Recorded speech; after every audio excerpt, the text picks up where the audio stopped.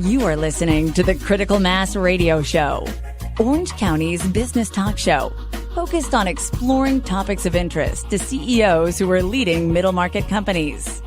With your host, Richard Franzi. Yes, I never get tired of that music bed. I know Kurt's a big music fan, but that's our music bed. And you're listening to Orange County's longest running business talk show. I am your host, Rick Franzi, and we have a great show planned for you. Why do you ask? Because Kurt Lohse is here, and he is the founder of Bored and Thirsty. Kurt, welcome to the program. Thank you very much, Rick, and thank you for having me here and supporting entrepreneurs in the area. The networking you're doing is tremendous. Well, I appreciate you saying that. Thank you. I'm excited to talk to you about your latest venture. So let's go back a little bit in time and let's share with us the original inspiration and now motivation for you and your co-founder to launch Bored and Thirsty. Yeah. So the original inspiration for Bored and Thirsty really came from our co-founder, Darin Rasmussen. He saw an opportunity to build a positive and inclusive lifestyle water brand that was anchored in art and sustainability. Those are two passion points for him, and he saw a white space in the packaged water industry, and he wanted to take advantage of that and do something really innovative. And then we kind of further developed that concept to use the latest advancements in digital can printing to create a media platform out of our packaging. So the goal then was to turn millions of cans of water in market into this collaborative marketing platform for artists, musicians, fashion designers, gaming companies, sports teams, and even corporate sponsors. And so what we ended up creating, even though we may not have set out to create it from the beginning, was what I call the world's first CPG media company, in that we blend those two industries together. And so we don't only make beautiful water and beautiful cans, but we also help use our platform to support important charities like One Drop that helps bring clean, sustainable water to underserved communities across the globe. So I just happened to finish a can earlier Yes. today. So love the packaging Thank you. the creativity that goes behind it. So tell me why you and your co-founder truly believe that this business idea is going to be successful and to thrive in the marketplace. Yeah, I've been an entrepreneur. This is my third entrepreneurial venture. It's also Darin's third company, coincidentally. And I think any seasoned entrepreneur who's started one or more company will tell you that you didn't truly believe in your concept until you decided to leave the comfort of a cushy paid job, right? Focus 100% of your time on a high risk venture. So, at one sense, the belief happened for me when I dedicated 110% of my time to develop Bored and Thirsty. And that passion and that commitment has been reinforced time and time again with the dozens of discussions and validations we receive really on a daily basis from veterans in the beverage industry, the retail industry, entertainment, and media industries. And so that's really where the source of the passionate belief came from. So it's been my experience, having interviewed founders on the program over the years, that many times the original concept, when it hits the marketplace, sometimes there are pivots, major or minor. Have you and Darin had any pivots to the business since you've launched? Oh, yeah. There's been a ton of pivots, quite honestly speaking. I mean, we learned that making a great tasting water, an enhanced alkaline water, isn't easy at all. Darin had some success with another beverage business that he created that was much more complicated. So he really thought making water, especially great tasting water out of a can, would be easy, and it really isn't. There is an art to it, and not everyone can do it. And so we learned how to make this really amazing formula where we reverse osmosis our water to 99% pure, then we build it back up with minerals, including rare earth minerals like trace minerals for taste, and it really creates a special mouthfeel and unique flavor in the can. I know you've tried it, and So the other one, I think, the pivot was that was sort of a self-inflicted challenge or pain point. And that was in us creating this dynamic brand that always features this wide array of different can designs and art with their collaborators. It's a difficult process in production. inventory management, and logistics challenges to know what we have available at any one time. There were some pivots that involved how we package our product. Can we multi-pack products, and in what configurations? And so all of that happened in the last 18 months or so. So is that most recent kind of learning, is that an issue that gets easier with scale, or do you see it being more challenging as you scale and continue to grow the brand? So it's all about the processes you set in place first with, how to manage a diverse array of can designs that are essentially the same product. We only sell one product, and that's this delicious alkaline water, but the can packaging can be changed and customized. So in some ways it gets easier to manage because we've set up the appropriate groundwork to manage this diversity of art on our cans. And it will get much easier as we continue to add resources to the team and raise additional funds to have people dedicated on making sure we're as efficient as we need to be in our inventory management. So on your hat, you have the brand, love it. And Yes, behind you have an image that's also on the can. What's the message or the story behind the image? So this is our bored ape. He's we call him Thurston Howell the First, and he's our mascot. We play around with his clothing to dress him up in different costumes and uniforms for different corporate sponsors. But it was, again, part of Darin's original concept was to build a lifestyle water around art as a central theme. And he wanted to pay homage to what the NFT community brought as far as real income potential to struggling artists, because NFTs were really instrumental in helping artists monetize their art and protecting their assets digitally in a unique way. And so the first series of our cans were designed to sort of celebrate the big ones like Bored Ape Yacht Club, Pudgy Penguins, Azuki. And if anyone's familiar with NFTs in the Web3 space, they were some of the biggest, most advanced communities out there with rabid followings. And we just wanted to pay homage to those communities. So you've kind of touched on the business, but I want to go, if we could, a little bit deeper into Bored and Thirsty. Who do you see? Okay, so I see the consumer who's going to value the mouthfeel, as you call it, and the positive nature of the brand. But where do you see your clients? Who are your partners? How do you see this business today in today's world? Where do you see it going, and how's it going to be initially successful in the marketplace?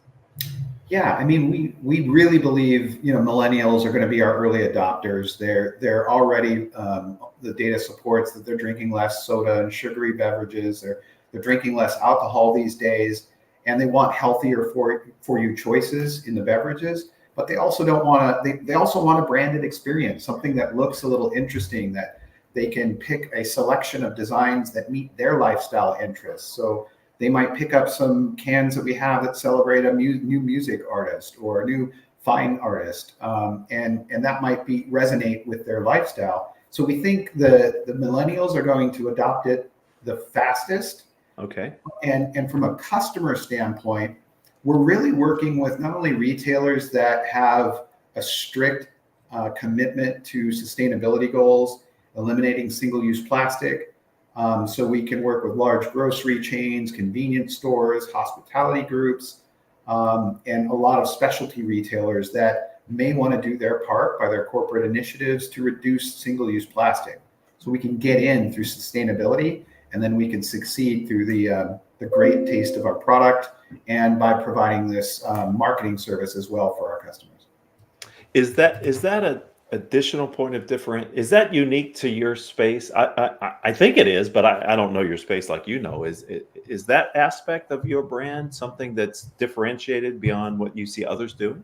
It really is. And part of the idea that I kind of contributed to this overall concept was using the can packaging as a platform for marketing, right, and advertising. And where that little bug came to be for me was, you used to see Coca-Cola putting a little dinosaur in the corner before the Jurassic 3, promotion, and they would do a cooperative promotion between the studio and the theater and the other interests involved. But we wanted to flip that around, and rather than give 5% of our can space to an advertiser, we give 80% of our can space to our collaborative advertisers, and we only take that little badge that lets people know it's high quality water that's been carefully preserved and maintains our sustainability and low carbon footprint brand ethos.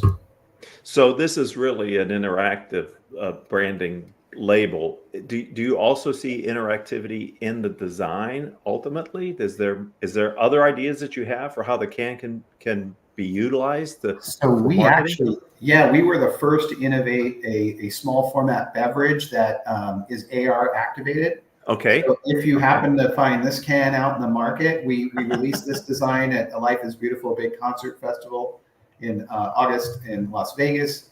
And when you take your phone to this can and it sees that little QR code, it'll activate a platform for AR. And within a couple of clicks, Thurston will start coming alive through animation through your camera and start bobbing and weaving to a Snoop Dogg track. So it's pretty fun.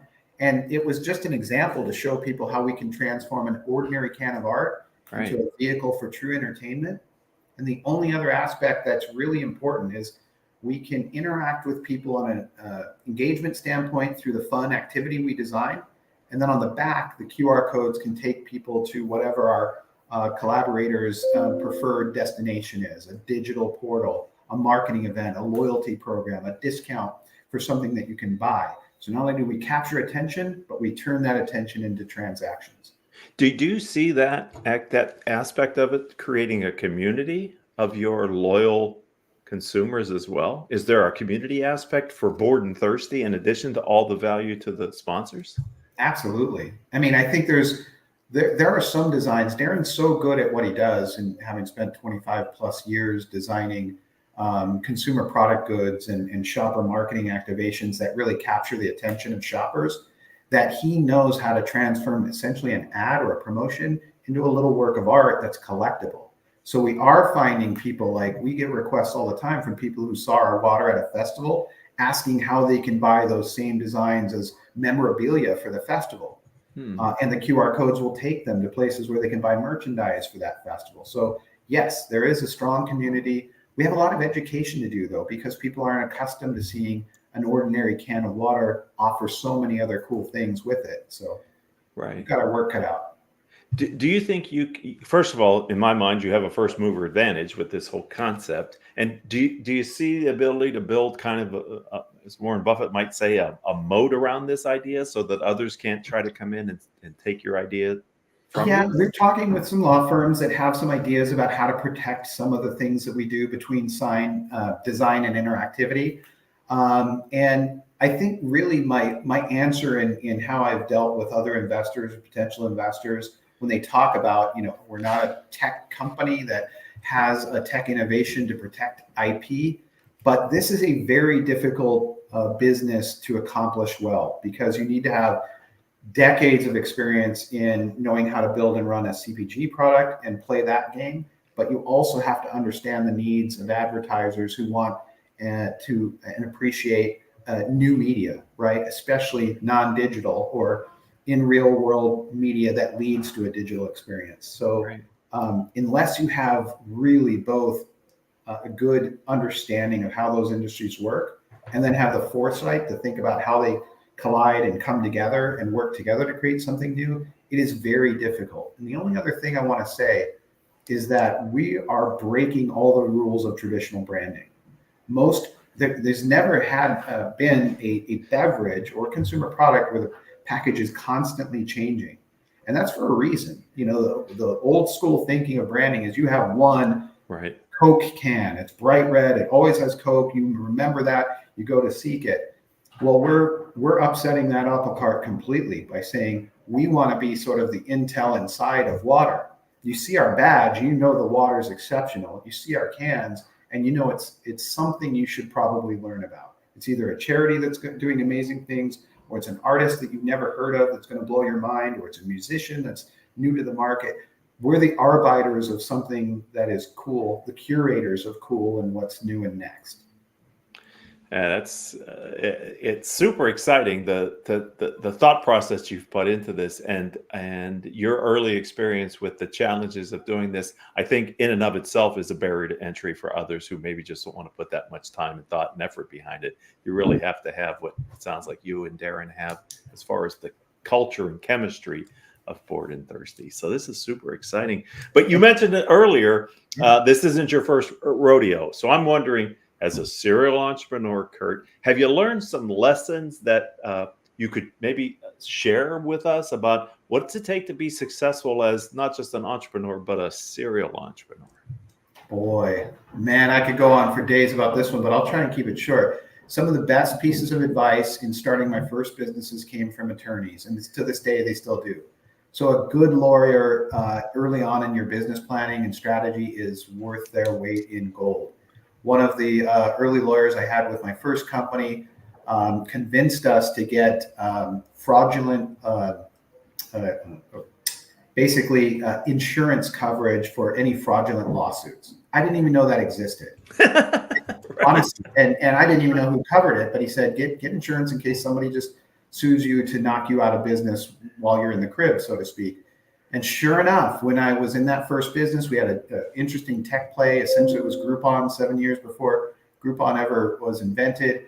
But somebody, a patent troll came out and sued us, as they said they invented the first digital coupon, and they sued Kroger and a bunch of other major organizations.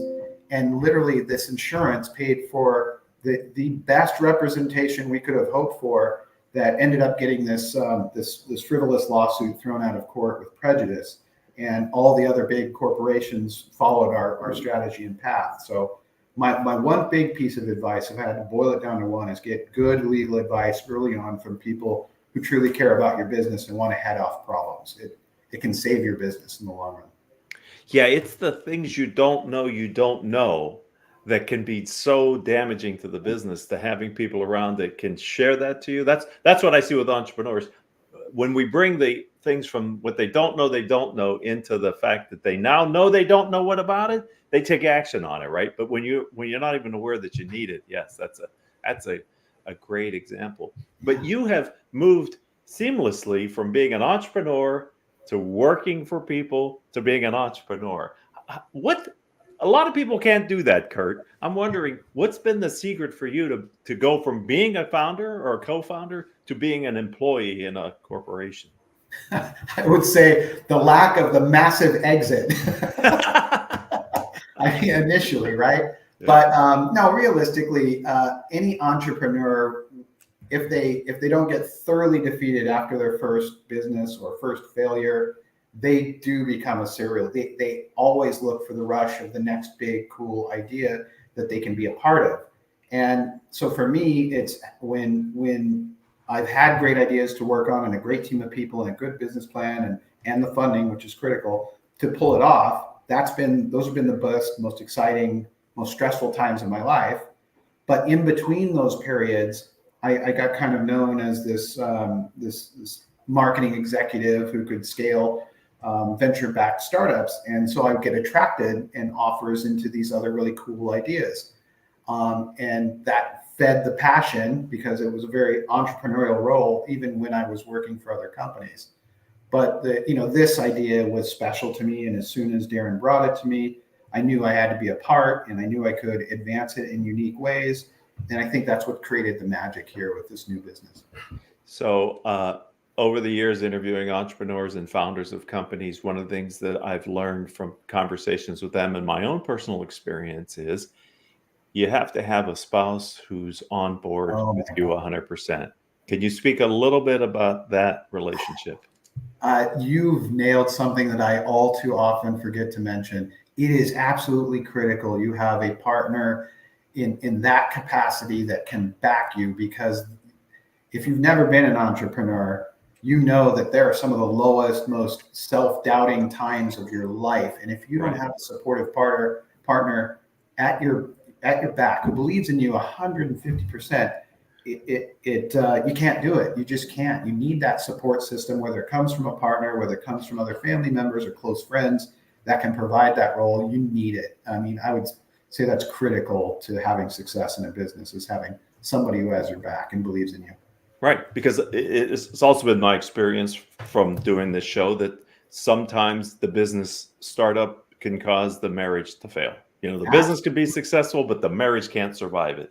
There's time pressures where you're unavailable. There's stress. There's financial pressures that you aren't making as much as you could if you were working for another company. And so all of those things and more, that if you don't have an understanding and very patient partner, it just becomes too much, and you need all the help you can get. Yeah, I think there's a lot of reasons for founders of early stage companies to give up. Yeah. And to go back to get the security of a paycheck. Yes. And without that backstop of someone, to your point, who believes in you unconditionally, I'm sure people have given up maybe too soon. And others who have that, it gets you through that dark night when you're going like, what am I doing? Really? It is so true. And Colleen, love you, appreciate you. You might want to know. We're going on our 30th year wedding anniversary, and this is her third crazy ride. So I could not be doing any of this without her. That's fantastic. Okay, let's focus on the future now. I'm gonna obviously, Kurt, I'm gonna have you back on the show as Bored and Thirsty blows up. Where do you see what's the vision that you and your partner have for the future of Bored and Thirsty? Yeah, so we're building out currently distribution of our product into major grocery chains across the country, into major convenience stores. A good number of specialty retail stores, hospitality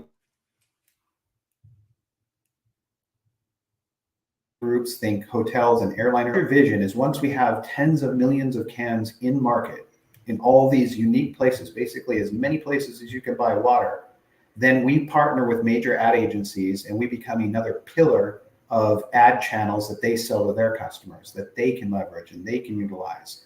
So our advantage over, let's say, a big display, like a freeway display sign network, is that people buy our ads.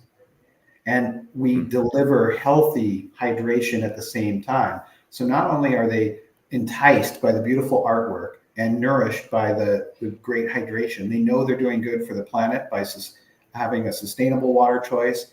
And then they can take their time, share, and discover what our advertisers have to share with them. So that is the vision we see, building a massive media company rooted in a really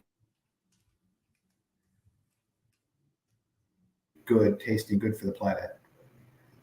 As you describe it, and I see kind of like a profile of who the customers will be, I do see a powerful opportunity for a community, that you can move community from place to place, from sponsor to sponsor, from cause to cause too. So that's really awesome. So, okay, how can people not want to rush out, learn more about Bored and Thirsty, possibly buy some and taste this delicious water? Where do you tell them to go, my friend?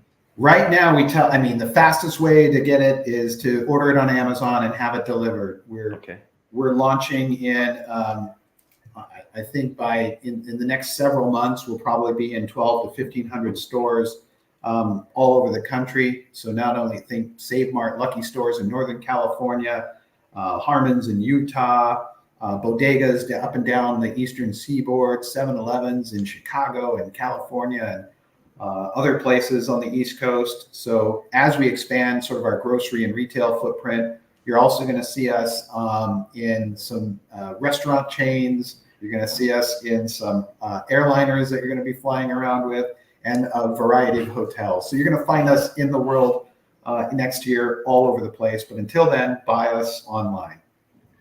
And visit boredandthirsty.com is our website. We have you can also order some cool merch like this awesome hat and t-shirts that we have there. And if you ever want to reach out to me on LinkedIn, it's just Kurt Lohse, KURT LOHSE. So you can look me up. I'm happy to connect and share whatever advice I can. Well, thank you very much for your time. I know you got a million things pulling at you right now, but I've enjoyed the time to spend with you and learn more about what your vision for the future is. Thank you. Thank you so much, Rick. Really, thank you for putting this on. It's a tremendous resource for all kinds of business folks, but especially entrepreneurs, and you're doing a great service. Thank you. And I'd like to thank the audience. You're a part of Orange County's longest running business talk show. Kurt's show now is in our archives of over 1,400 interviews that we've done with Orange County entrepreneurs over the years. If you happen to be an Orange County entrepreneur and you have a story to tell, then reach out to me on LinkedIn. I'm Rick, which is R-I-C, Franzi, F-R-A-N-Z-I.